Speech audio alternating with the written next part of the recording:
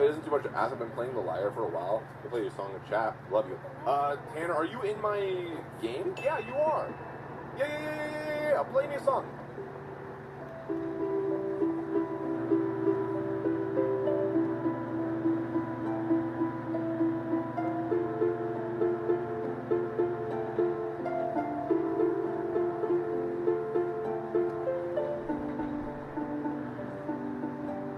Wait, did you guys hear that?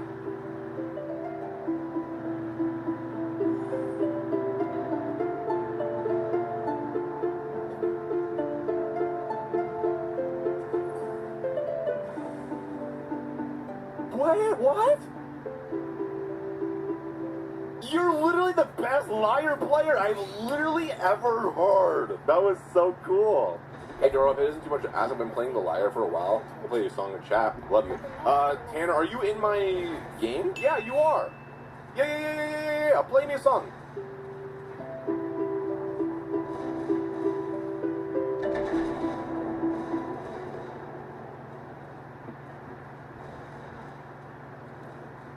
And then Benny, level 90. 64 of a 225? Oh my god, that's how you put Al Haytham's weapon on him? Oh my god. This is a DPS Benny 4-piece Crimson. Dude. Is it C6 though? It's a C6 Benny! Let's go! 10, 13, 13. I am all for it. And if you're out there thinking C6 Benny is bad, do more research. He's not bad. That is a cracked Benny.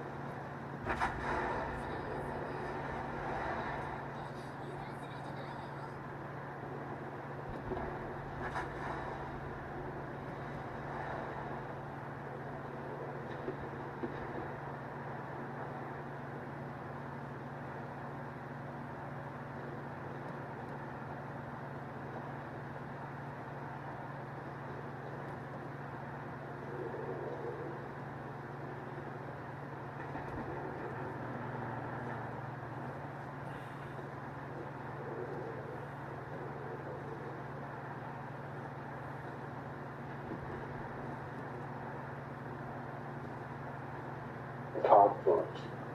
Court calls the case Goober versus Thomas Styron.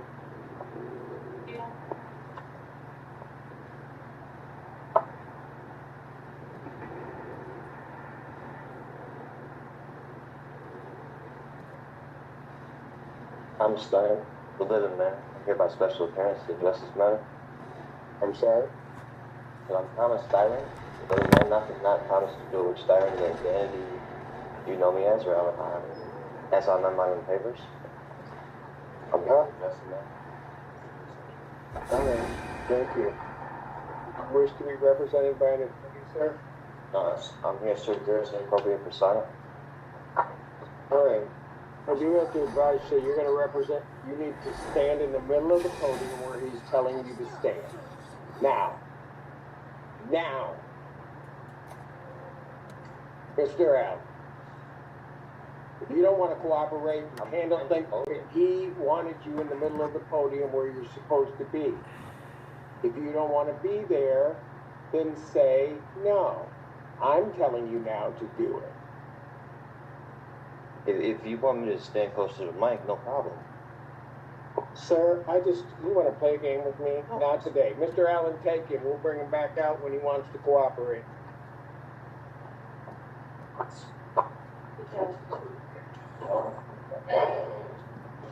Yeah, I need an interpreter for the last two and that one. May I swear the interpreter? Yes. You said for the last two cases? Yes. Yeah, that one will swear in. I am Tariq Maratari Kade, the executive of the Tariq Maratari Kade Living Trust, and the registered owner of the Tariq Maratari Kade Explorazione Kingdom Wilson Estate. Great. Sir, you are appearing here without an attorney. I do have to advise you that you are charged with the offense of fleeing and eluding in the third degree under the Motor Vehicle Code. That is a felony punishable by up to 5 years incarceration and/or a $1,000 fine plus court cost. Additionally, the Secretary of State could suspend your driving privileges for up to a year. Do you understand that, sir? I comprehend.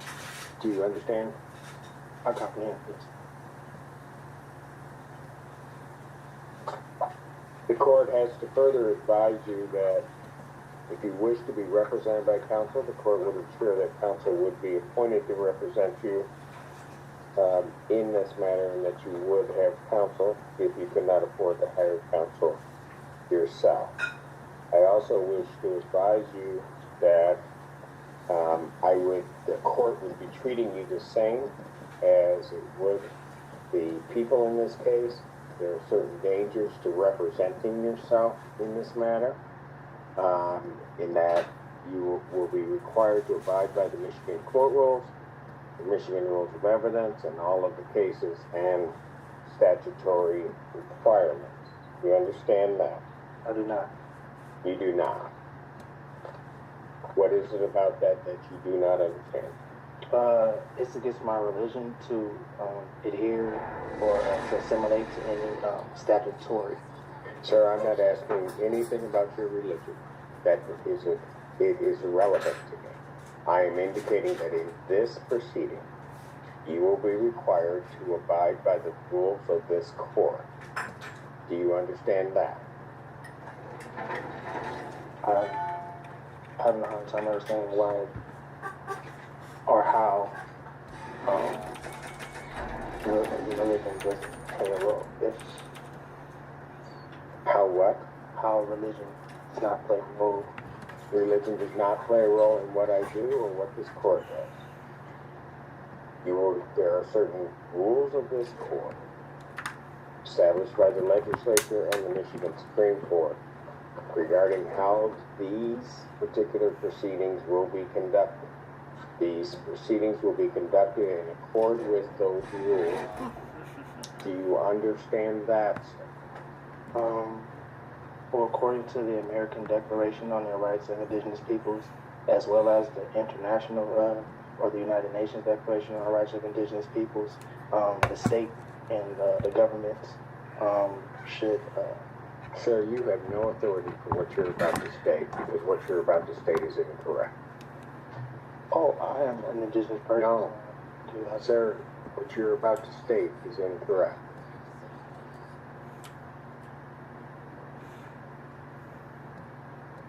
Well, if you were on indigenous lands, if that's where you're going, then maybe you might be right. As it stands right now, this proceeding is not on indigenous land.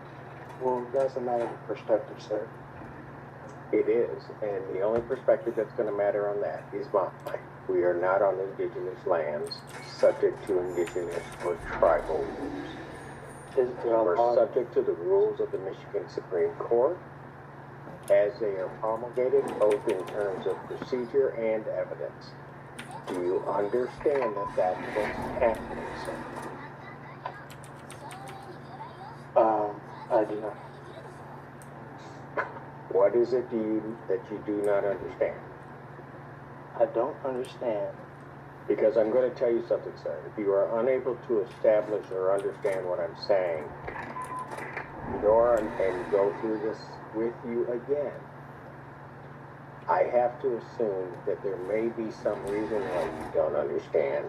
This court will take precautions to protect your rights, and I will be sending you for a competency evaluation to make sure that you are competent to stand trial and to stand in these proceedings. Well, I would agree to a competency if the prosecution as well as the court and the officers agreed to take a competency. That's not the way it works. You don't get to make the rules. I'm ordering a competency. Defendant is ordered for a forensic evaluation. I will set a competency hearing in this matter for July 25th, 2024 at 9 a.m. Now, sir, I'm going to ask you this. Yes, sir. Because it's going to depend on where you may be staying for a period of time. If they send you information as to when you have your forensic interview, Yes, sir. are you going to cooperate and attend that interview? Under threat, duress, and coercion, yes. Pardon? Under threat, duress, and coercion, yes. No. It's not how it works. I'm asking you, are you voluntarily going to cooperate? I say yes. Pardon? I mean, yeah. I mean, is this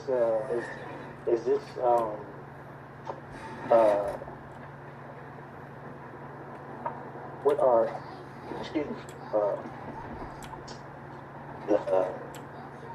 what are you relaying to in regard, what are you insinuating in regards to where I will stay for a time? I'm going to make sure that we are going to have our forensic interview done. I've ordered a forensic interview. I am asking you whether or not, when given notice of that interview, whether or not you are going to voluntarily cooperate in that interview. I want to take the interview. Excuse me? I will take the interview. Anything for the people. Yes, please prepare the order for this. Is that your address, sir? Yeah, that's cool. All right, very good. I will send a copy to that address. Very good. All right. This time then bond is continued. Yes, sir. And I'm sorry. Can I get that date again, please, sir? I can put it in my calendar. July 25th. You were supposed to, so I'm assuming you're waiving it. You were supposed to file your motion with. I did. I filed it. When did you file it? I brought it in today. Do we have it? I gave it. I mean, it was stamped and I gave it to the reception. Why didn't you file it before today? Well, as I stated at the last hearing, No, don't go through this procedure at the last hearing. well, you You asked. knew that, no, you knew it was supposed to be filed before today. Young man, you're gonna figure out something. We're playing by my rules, not yours. So you do not say anything, because you're gonna figure that out real soon. Do they have it? I have not received a response yet. Since I'm sending you for a competency, I can't hear his motion in the event. So I won't hear his motion at this time. He'll have to refile it timely if he's determined to be competent. So I'll have his bond continue. He can go. What? I didn't get the last part that you said. The bond continue to work? I said you can go. Oh, okay. No problem.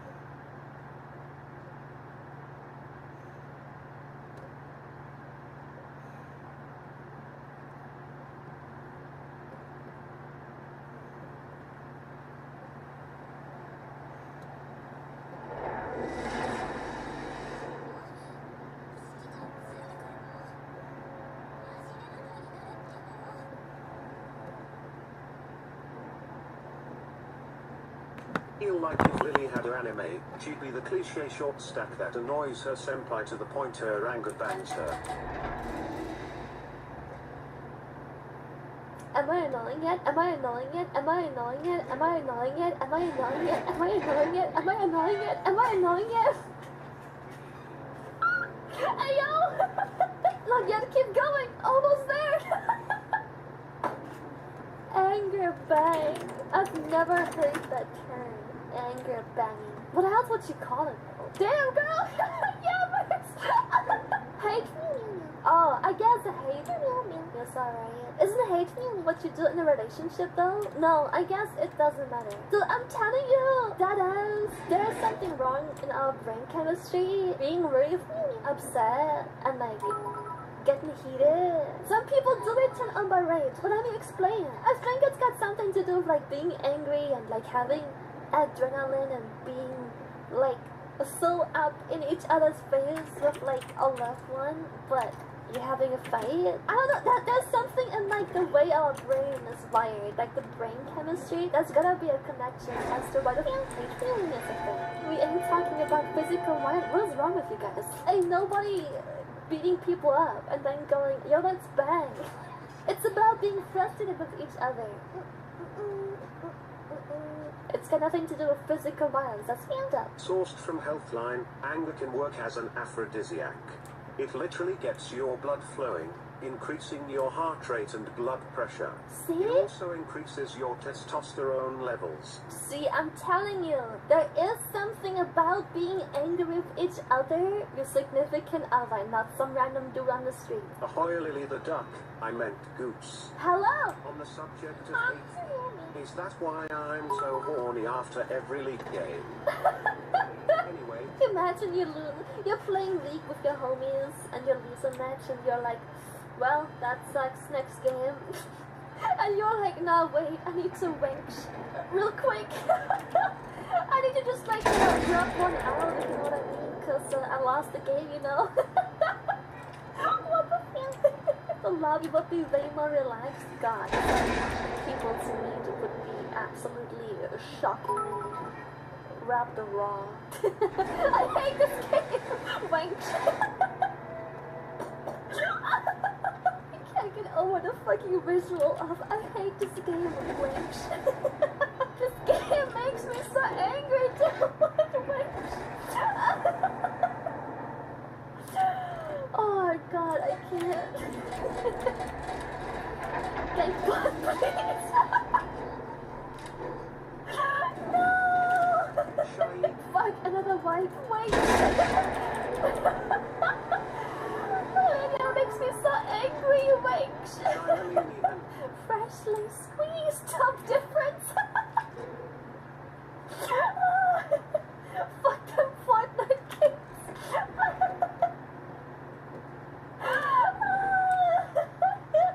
Fucking PUBG. Shake of difference. Oh my god, I can't. Okay, stop. Stop. Freshly made. Oh, it's the pixie yummy. Here's one shot. Stop. He's the duck witch.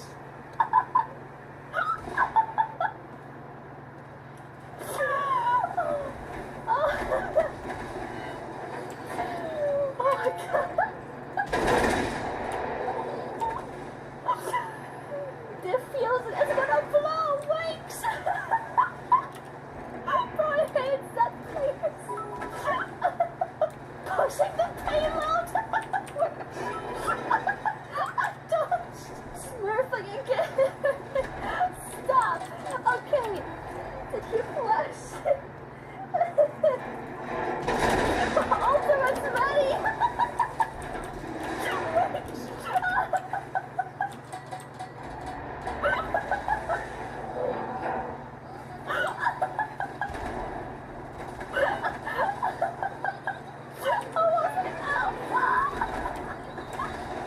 Well, at least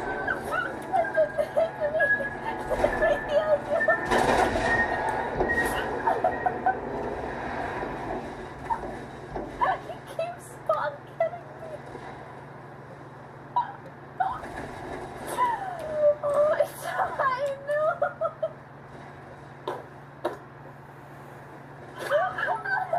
Reloading. the ROE is one hit. The dragon becomes me.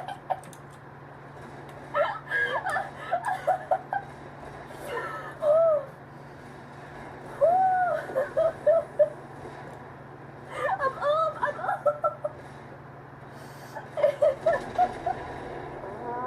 up. I'm out of ammo. Wait. Die. Oh, I'm fully charged.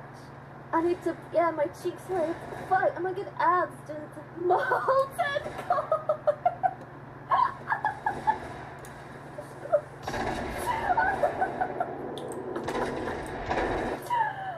Oh, okay.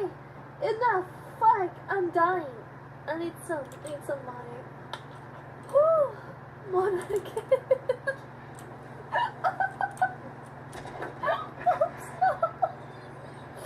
Reinforcements incoming!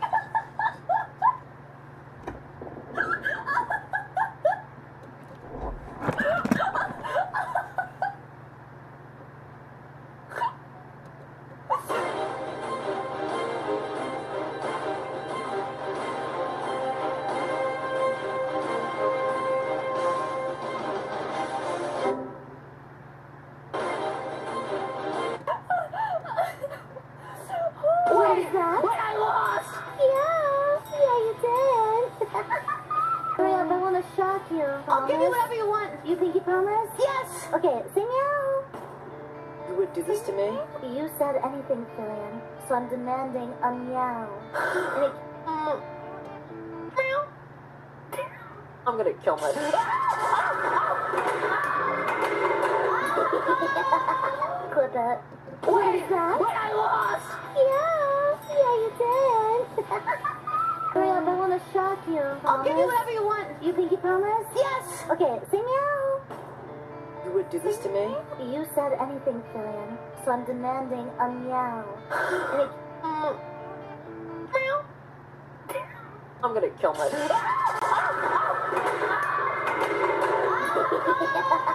Clip it. What is that? Okay. Deploying. A happy one was like, whoop whoop. A sad one was like, whoa. Whoa. Whoa. Whoa. Whoa. Whoa. Whoa. We have a confused one was like, whoop. Whoop whoop. We had what else was there? A seductive one was like, and it's not very seductive. Womp. Womp. Womp. A happy one was like,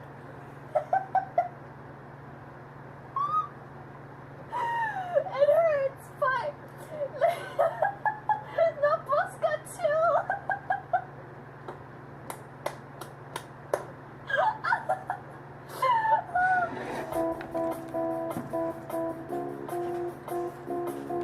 This is a matter of the city of Wyandotte versus Teresa Dames, 24137. Later.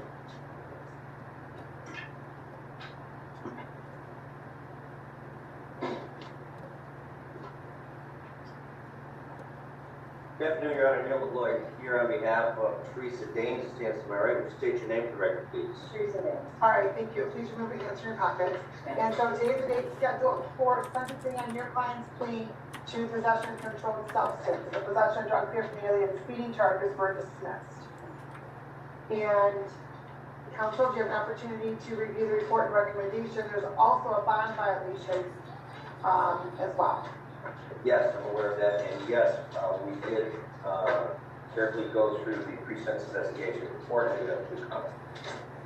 Okay, and those comments, counsel? All right. First of all, on page 1 of the TSI, it says under criminal history 11324 Southgate. That matter has been dismissed without prosecution, pending resolve. Yes. Okay, you're aware of that. All right. In addition, the client advises are not included in her health conditions, treatment is one. She recently been diagnosed with ADHD, so pending doctor's care for that. She also has a long-term condition of psoriatic arthritis. Sorry, I didn't hear what you said. She said yes. Okay. There is also no fact that she's only she does have one child at home. It is reference. She's pointing that out. She has one child at home. Responsible for. And finally, a question only the section of recommendation of the plea. There was a question whether or not she qualified for 7411. First time drug offense for her. There's no reference to that in the recommendation. Part of it. We might so I don't know if that's been, she's not eligible or she's overlooked.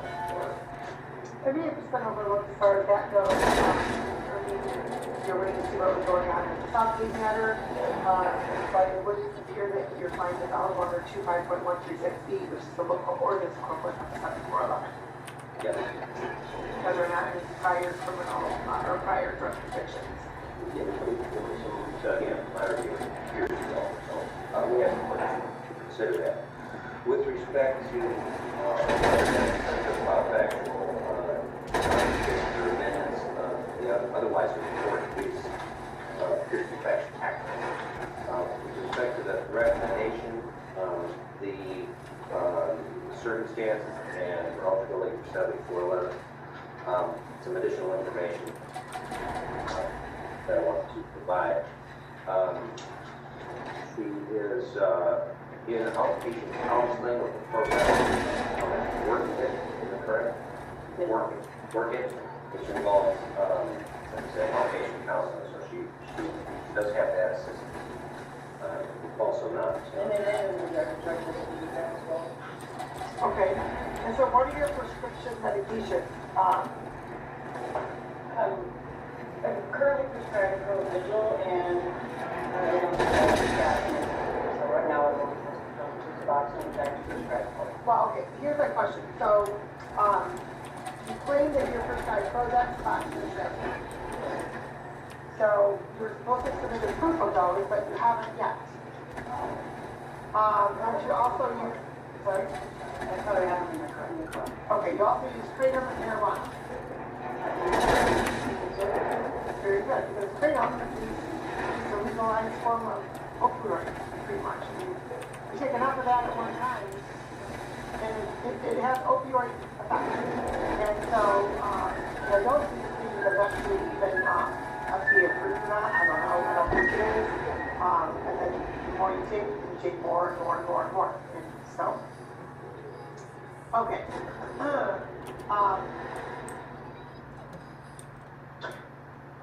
And again, if I may continue, the respect to the recommendations, the item 2 is incarceration. Don't know that that's warranted in this instance, that that would be right good. I suggest the court is inclined to order incarceration if be held in advance, give her an opportunity to, she said, prove that she has been clean and sober, and we'll revisit that in the future. That would be my request. Beyond that, it seems to be appropriate under the circumstances. So, okay, we're gonna hold off on.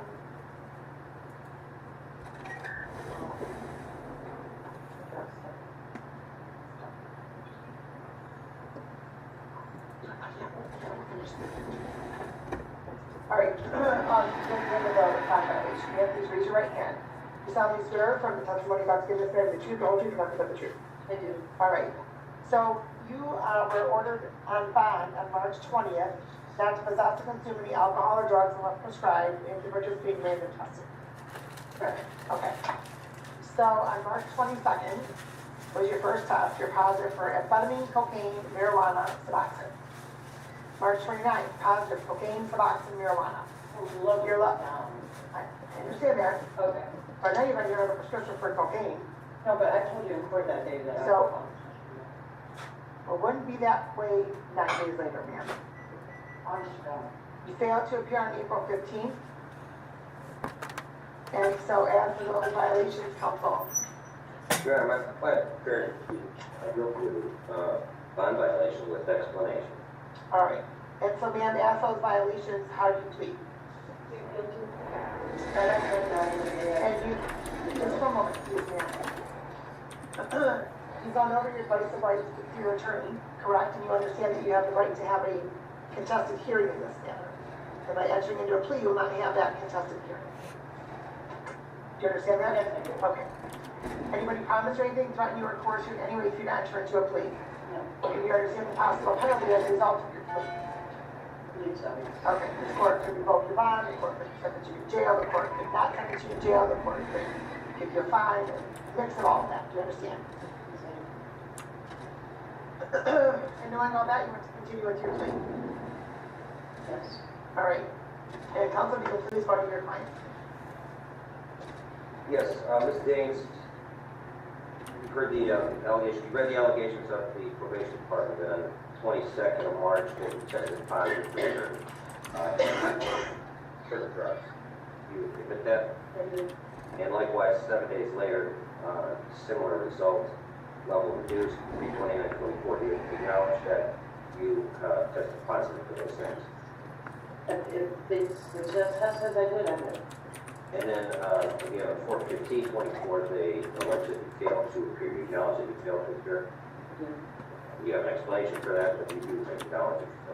I did. All right. The court does find that you have no voluntary infection after the court accept your plea of guilty to the bond violation. And counsel, why should I not sentence your client to jail for the bond violations? Multiple bond violations. As you indicated, this is so close to time to the time of your sentencing. We prepared to test today, we'll be back from today. She tested on the 3rd and on the 10th, and only Suboxone. So there's other things that have been cleared from her system. Suboxone she has a prescription for. On the 15th, She may be better to explain. There is the verification attached to the file violation. He did, no, it's a little bit confusing. She did attempt, or she did call and indicate that she had a problem getting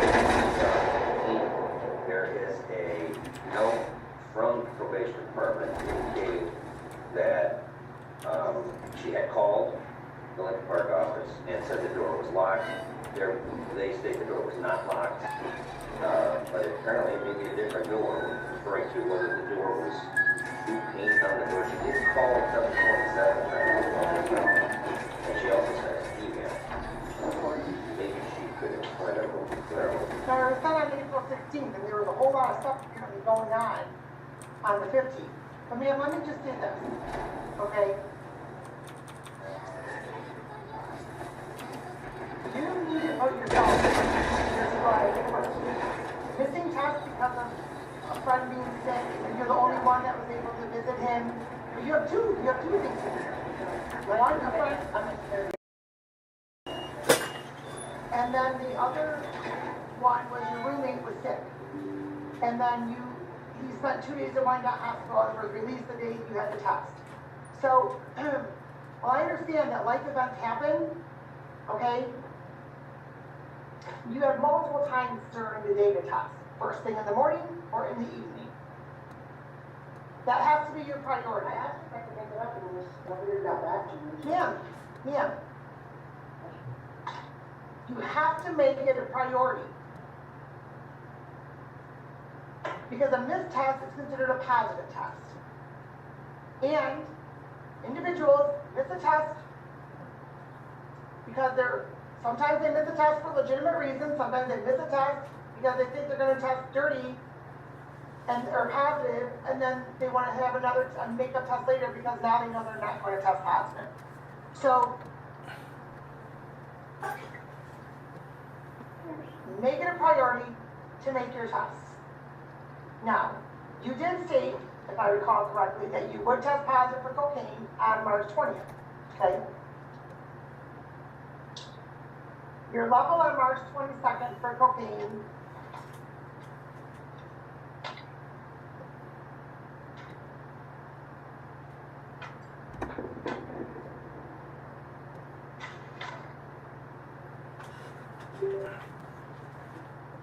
was lower than your level on March 29th. That's how I know there was new use. There's new use, ma'am. I swear on my life, I should know. Because on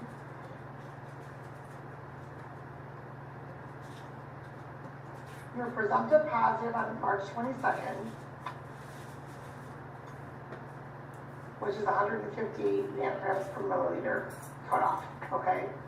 So you're right around there. Then on March 29, you were at 202 nanograms per milliliter. So that's where it shows new use. Absolutely not. I just need a disorder. I've never been happier in my life. Most smooth judgment. I don't know why that is. I really don't. I'm sorry. Please, I can't have you speak from in the court because you're not identified for the record. I could test today. I felt the wagon for a couple of weeks, but I've been pretty clean and sober for 4 years. And I had a bunch of stuff happening with this legal stuff, but I'm back to my sober life. And I've never been happier. Honest to God. It even says on the front page that the level is reduced. On your marijuana, yes. Oh, Your cocaine numbers went up. Well, the medication that you take, are you getting it from a pharmacy or are you getting it from somebody else? no sponsor? Pharmacy. Okay. What about the amphetamine that you took? I don't know what that is. Okay. What's the drug name? It just says amphetamine. The cocaine? Not taking street drugs or finding the real. I'm in outpatient therapy, just had it 2 days ago with counseling. I'm trying to stay sober for my son and myself. Trying to have a good life. I mean, I understand that. I did have 3 years of I'm not gonna risk my freedom for that. The numbers show that there is new use. Here's what I'm going to do, okay? I'm going to order on the bond violation 10 days jail. I'm going to suspend that jail. I'm also going to order on the sentencing that there's reasonable grounds for harm on jail 769.5 after hearing from the state and from counsel reviewing the report, the recommendation, the bond violation. The court's going to order 24 months probation. I'm going to order the following conditions. You are, and the court will also know that you're eligible for early discharge. You're also eligible under 25.136B.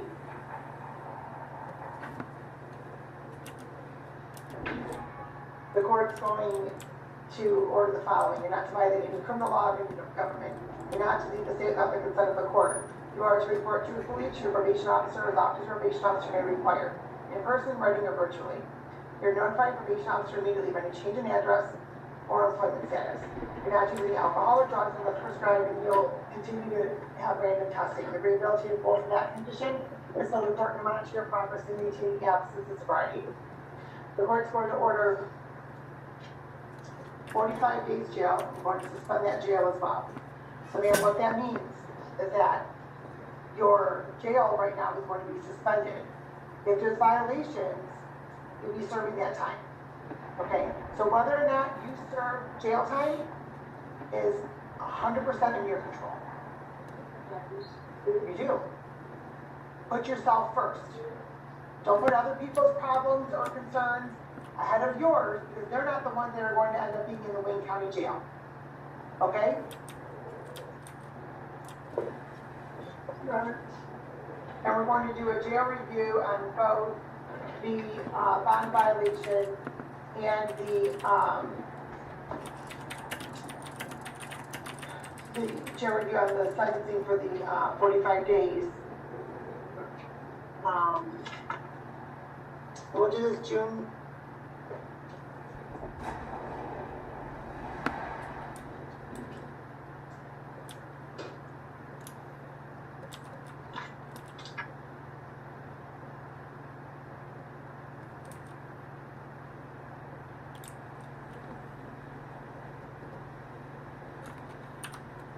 We'll do June 3rd. I don't want to go too far out. All right, at 9:45 a.m. All right, and also you are to enroll in participate now in two substitute counseling. The agreeability to go for that condition is to assist you in providing coping mechanisms so that you are able to maintain sobriety and prevent relapse. You are to participate in fan meetings once per month. The agreeability to go for that condition is to allow you additional support network and recovery resources. And you also are to perform 80 hours of community service. The rehabilitation goal for that condition to help you further develop working life skills and adapt to the community. And ma'am, I understand that you're employed by DoorDash. I think that you may need to have a bit more stable employment, which would, okay. So I'm also going to order you to seek and maintain employment and provide proof of completing 20 job applications per minute. Okay? All right, any questions regarding the conditions? All right, the court's going to order a $400 fine, $100 screening assessment fee, $1,200 supervision oversight fee, that's $50 a month and 24 months. Since you're eligible for early discharge, up to $600 of that may not be due. $300 for the cost of prosecution, crime victim assessment fee $75, justice system assessment fee of $50.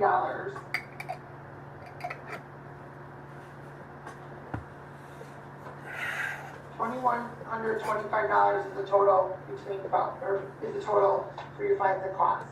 You did post a $150 bond. Do you have any other money to pay today? How much is that, ma'am? $400. Okay, so the court will order a total of $550 when you apply your bond and the $400 that you have to pay today. And then that will be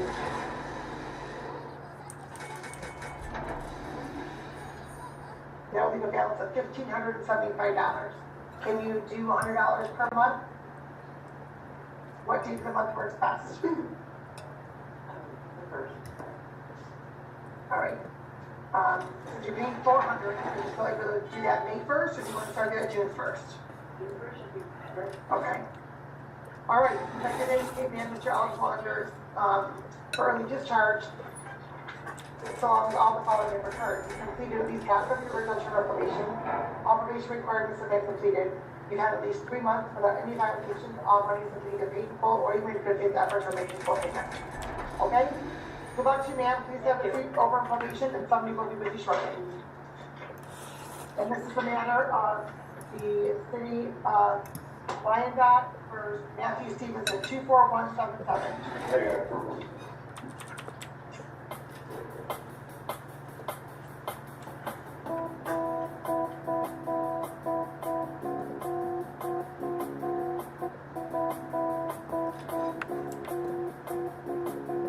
2023 CR0029, State of Texas versus Tyler Stephen Small. Could I have parties announced for the record for the state?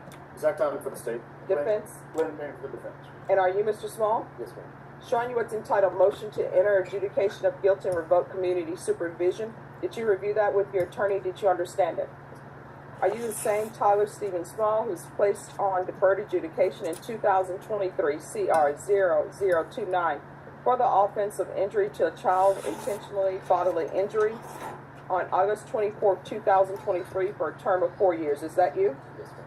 State. Your Honor, on or about the second day of February 2024, in Barrett County, Texas, the defendant, Tyler Stephen Small, did then and there fail to report the supervision officer as directed in violation of condition number 4. How do you plead to that? True or not true? True. State. Your Honor, this state will waive and abandon the others. Any objection? No objection.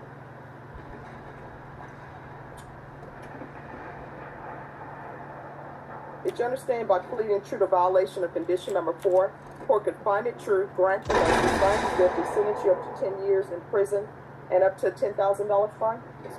Knowing that, do you still wish to plead true to violation of condition number 4? Yes, ma'am. Court will find violation of condition number 4 true. Is there a proposed agreement? Yes, Your Honor. And what is the proposed agreement? Oh, sorry.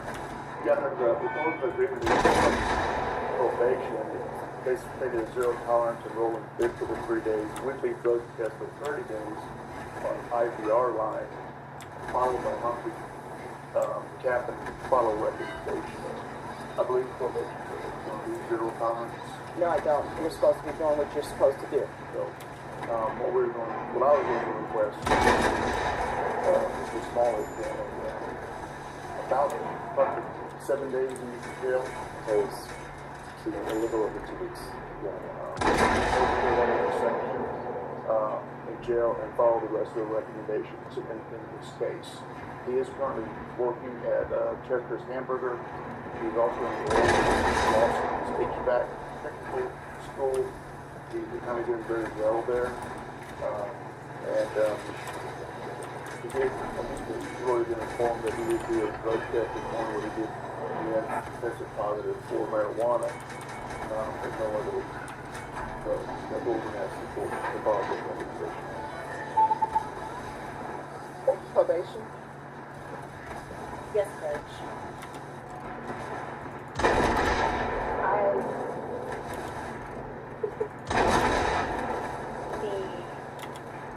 The agreement that is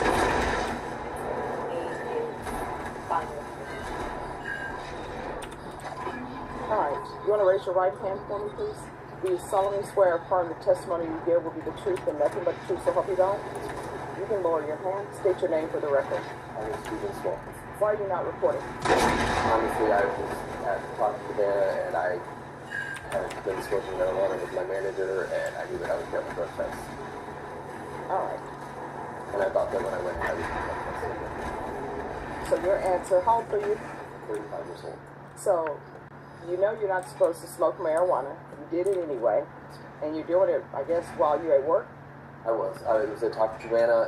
When I got the NPR, I went to jail. I talked to my wife and we decided I went to do another job. We went to one that was 2 minutes away from No. Oh, here's the thing. You're speed talking. So, you were doing marijuana at Taco Cabana. Yes, ma'am. And that is why the food has fallen off. So, what was your job at Taco Cabana? I was a Do you think anybody wants the cook to be smoking marijuana over their food? So you and the manager at Taco Cabana are doing marijuana, and you decide you're not going to report because you're going to be positive. See, you just compound your problem. So, was he positive today? Yes, sir. He was positive marijuana. All right, so when did you use marijuana with the people at Taco Cabana? I'm assuming it's in February. No, I used it up until the point of my MTR. I have not smoked since, but I was smoking every night with my man. All right. All right. What is his TAP evaluation? Did he have a TAP evaluation? Not yet. All right. You'll have to meet and follow all recommendations.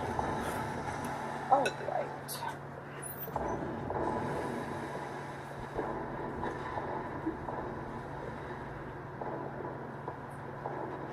Deputy, he's going into custody today.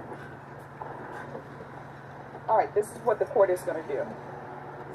Court will deny the motion, alter and amend conditions to include a TAP evaluation in custody,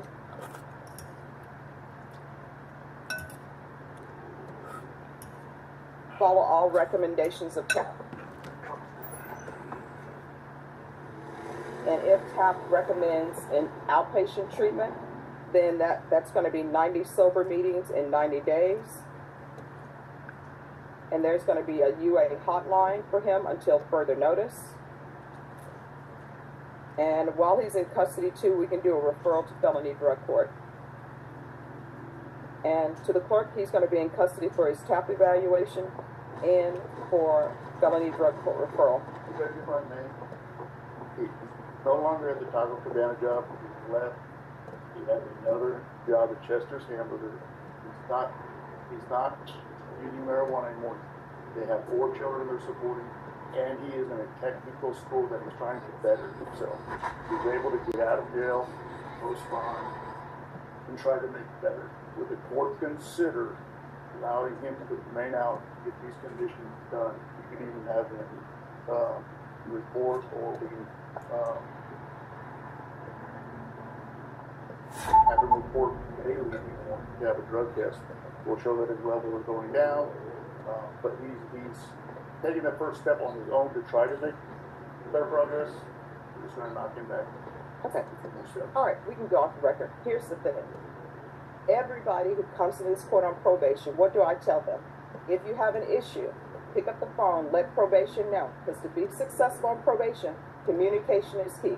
I tell everybody that. I say, if you feel as they're not addressing that issue, you can come in and talk to the court. You didn't do any of those. What you decided to do, and you're an adult, it's not like although I know 18-year-olds, 19-year-olds are considered adult. It's not like you're an 18-year-old or 19-year-old or 21-year-old. You're old enough, you know better. And what you've been doing is been avoiding consequences. And these are consequences for our actions. Now, if you would like, I could send you to prison. So, these are consequences for our actions. And what you've shown me is I can't trust you to even report for probation. That is why you're doing the TAP evaluation in custody. That is why you're doing the felony drug court referral in custody. What I can tell you, if felony drug court accepts you, today is Thursday, they'll probably see you by next week. You understand?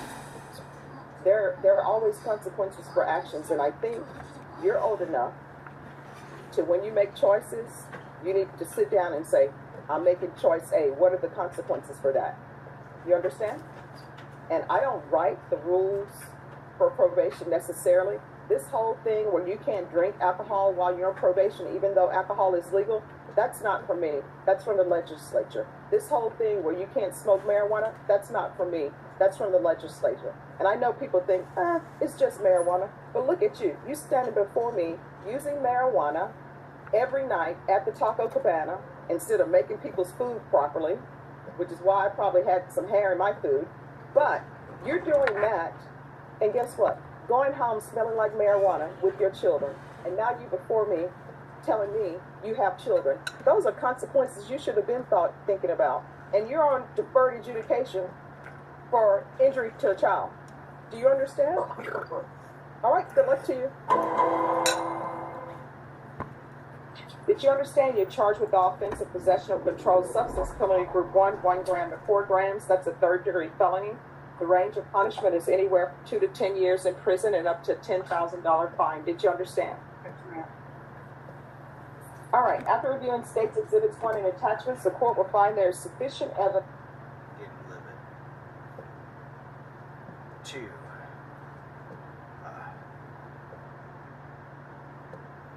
Depressing. This isn't really the kind of video I created this channel for. It was more for documenting my electronics projects. However, I do quite enjoy discussing current affairs here in the rare cases I feel I have relevant subject knowledge. The only other time I did this was my Ukraine video last year, and that's my most viewed video. This particular story is one where I feel I have some subject knowledge in almost every element of it. So let's quickly go through my credentials. My previous career was as an engineer in the oil and gas industry. The biggest aspect of this was creating and implementing procedures for testing pressure vessels in harsh environments, i.e. oil wells. I also worked closely with ROVs, that's remote operating subsea vehicles, and with saturation divers, and was based on offshore installations for part of the role, and that includes dive support vessels.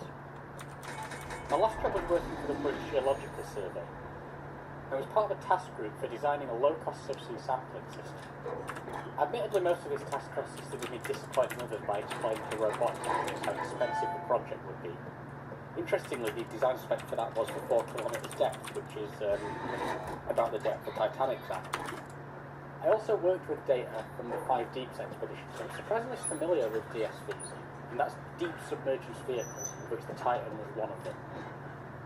I also have a fair amount of experience scuba diving, and was involved in an incident which has echoes of the incident discussed here, and we'll get to that later. I think it's very important to establish I'm not a leading expert on any of the elements of this incident, but I have knowledge and experience of most aspects of it. Stockton Rush, the CEO of Ocean Games, is not academically so anyway. He shares some similarities with me. We both have engineering degrees, we both wanted to be pilots at some point, although I went off the idea before I graduated, and we both got into subsea exploration subsequently.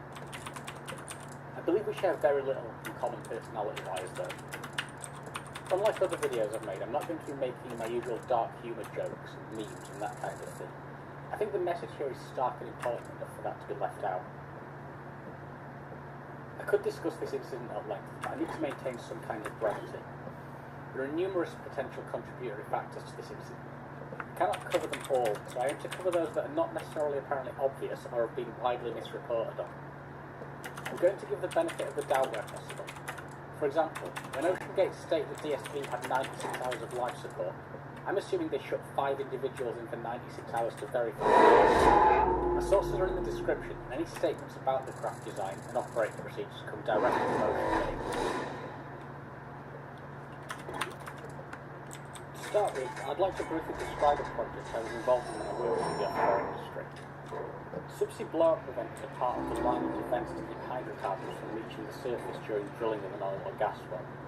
They consist of a hefty stack of hydraulically operated valves which can close around the pipe. In the last resort, a blind shear ram to seal the well in. They're expensive, difficult to operate and transport, and rarely even fail at their job. I was part of a group that designed a revolutionary new BOP, that blowout preventer, that contained a titanium carbide blind shear ram. This was so strong and so well engineered that it was capable of cutting the drill pipe and sealing the well under absolutely any foreseeable circumstance. As a result, the other rams were as in an emergency, the new blind shear ram always worked. In fact, we were even able to use off-the-shelf hydraulics from commercial construction equipment to operate the upper rams. We decided it was unnecessary to certify this new design, and we demonstrated the blind shear ram was incredibly reliable, as the other rams could be considered as non-essential. Always fall back on the blind shear ram. It never happened. Okay, so that story was completely made up. I won't do that again, but I'm trying to make a stark point here. blowout preventers do exist, they are expensive. That's where the truth ends with that story. Fictional low-cost blowout preventer I would describe as incredibly dangerous. What I want to get across here is it can be surprisingly easy to convince someone with little domain knowledge that something is significantly safer than it actually is. Viewers may have seen the CBS video where the reporter reads through the safety disclaimer from OceanGate. We've all signed off on disclaimers like that, it's just paperwork. A passionate CEO and some self-convincing in this case was clearly paying customers this DSV was the same as you might have perceived my titanium carbide blowout preventers were. And I would like to point out the reporter's not at fault here. A classic case study for risk miscommunication is the Challenger shuttle disaster. I won't go into detail here, but why the pilot's coverage of senior management believed the failure rate was about 1 in 10,000, while most of the engineering team believed it was around 1 in 10,000, it actually turned out to be the true failure rate. One of the many reasons for certification of life critical systems is to remove the potential for this disparity. We need a third party of experts with no stake in the actual operation.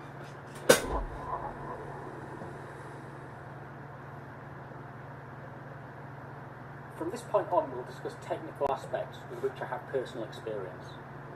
Stockton stated in an interview that while some aspects may look improvised, the pressure vessel is solid.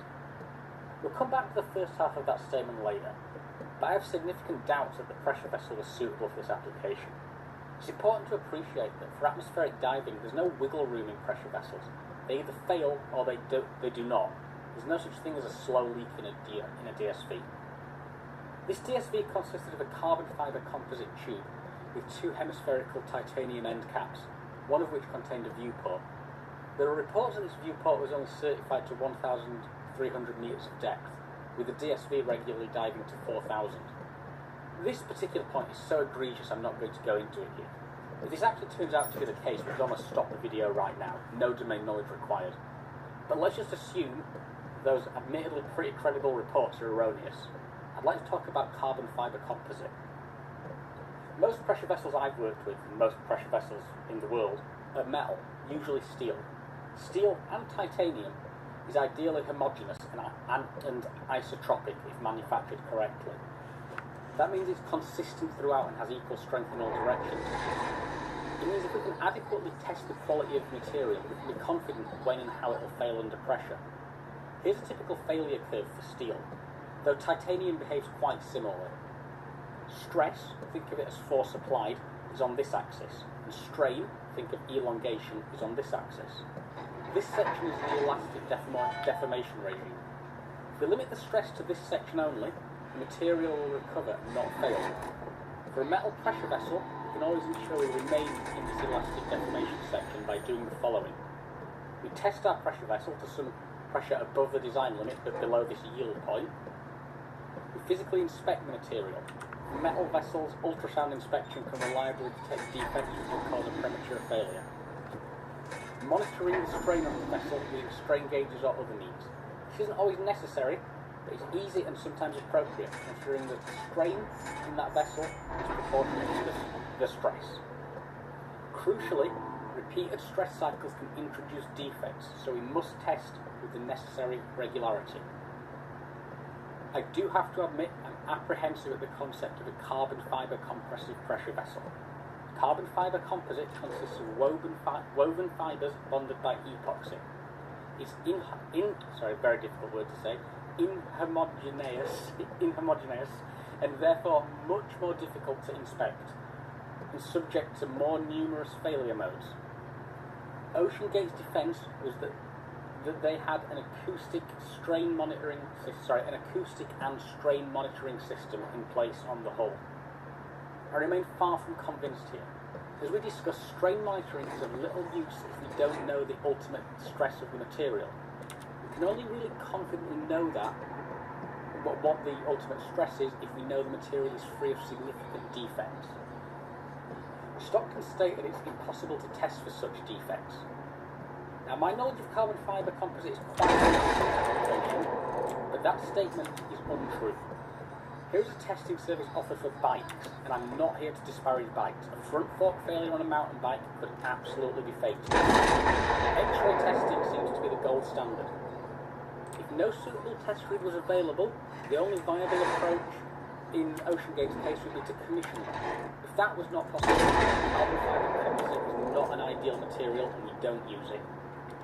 I'm not saying a carbon fibre composite DSV is not possible safely. I'm confident a significant amount of effort is required to ascertain the integrity of such a vessel. I see little evidence that OceanGate made this effort. To understand whether a construction is safe would require extensive knowledge of failure regimes and fatigue effects. This would be at least a PhD level of knowledge.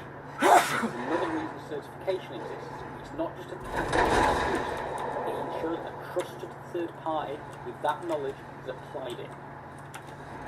Perhaps of even more concern to me is the interface between the carbon fibre composite and the titanium. Interfacing different materials is always a challenge. Every other DSV in existence has a pressure vessel consisting of a metal sphere which does have viewports. OceanGate posted this video that shows the titanium sealing wing being installed onto the carbon fibre composite with epoxy resin. As far as I'm aware, this is probably the only viable option to do so, but I'm far from convinced it's suitable for the following reasons. I'm assuming this resin has some suitable level of compliance. Regardless of the subject differential strain between the two materials, it's likely to introduce cracks or defects, not necessarily a critical issue if properly identified and managed. But I see no evidence of inspection of this interface, for example by X-ray. Doctors previously quoted that that is impossible. A visual inspection is clearly impossible. I would not trust my life to an unexpected seal. Such a critical installation is expected dust-free environment, maybe even temperature control, spring and handling procedures and a vacuum degassing for the resin. I see none of that in this video, which was performed in an open warehouse. Stockton has clearly stated this philosophy. As long as the pressure vessel is secure and we can ascend, we are safe. Both of these points we just covered as long as the pressure vessel is secure. But I think a lot of observers don't realise how many conditions as long as we can ascend depends on. To understand this, I'd like to briefly discuss them in Irish safety. A few years ago during a student time, I had an uncontrolled set to surface. It was from 18 metres depth, so I was extremely unlikely to have suffered any serious injury. I beat myself up over it for a long time afterwards. That is because I made a seemingly unrelated mistake that led to the incident. When buying my gear, I went with an expensive regulator, tri-suit, and BCD as buoyancy control device. My thinking was that these elements were my direct life support, and I wanted to minimise the chance of them failing. While I was only qualified to dive shallow depths, I decided to cheap out on my fins. After all, they just fit.